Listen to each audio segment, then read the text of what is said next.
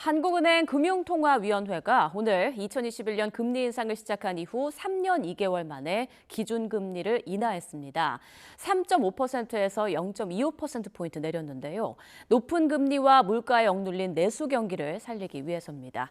취재기자 연결해서 자세한 내용 알아보겠습니다. 이승은 기자, 한은금통위의 금리 인하 배경 설명해 주시죠.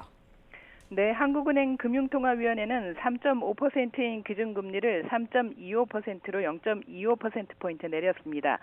지난해 2월부터 이어진 13차례 동결 행진을 마치고 3년 2개월 만에 통화정책을 전환했습니다.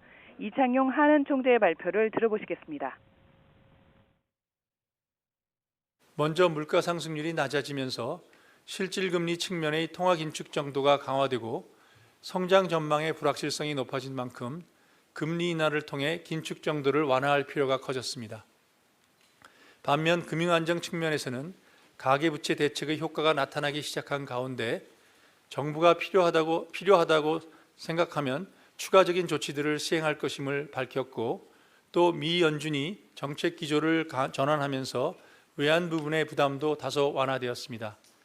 따라서 오늘 기준금리를 25bp 인하하고 그 영향과 대내외 정책 여건을 점검해 나가는 것이 적절하다고 보았습니다. 이처럼 금리 인하 배경에는 미국의 금리 인하와 물가, 가계부채 증가폭 둔화가 크게 작용했습니다. 지난달 소비자 물가 상승률은 1.6%로 3년 6개월 만에 최저였습니다. 지난달 은행권 가계대출은 5조 7천억 원이 늘어서 급증했던 지난 8월보다 39% 정도 줄었습니다. 어제 발표된 10월 첫째 주 서울 아파트값 증가폭도 0.1%로 나타나면서 4주째 상승률이 주춤했습니다. 이런 상황에서 고금리와 고물가에 억눌린 내수 경기를 뒷받침할 필요성이 커졌습니다. 지난 2분기 민간 소비와 투자가 함께 줄면서 실질 국내 총생산은 1분기보다 0.2% 줄었습니다. 이창용 총재는 기자간담회에서 당분간 기준금리를 추가 인하할 여력이 있다고 밝혔습니다.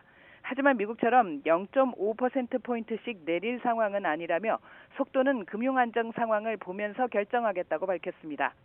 이른바 영끌족을 향해서는 갭 투자를 하고 싶으면 금융비용을 얼마나 감당할 수 있을지 고려하시라는 말씀을 드리고 싶다며 총부채 원리금 상환 비율, DSR 규제가 중장기적으로 확대돼야 한다고 말했습니다.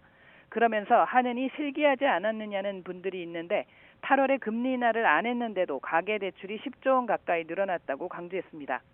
대출금리가 기준금리 인하폭만큼만 떨어지더라도 가계대출 이자 부담은 한은 추산으로 연간 3조 원가량 줄어들 것으로 추정됩니다. 하지만 강도 높은 규제로 둔화한 가계부채 증가세가 살아날 우려가 있어서 앞으로 파급 효과와 대책에 관심이 쏠립니다.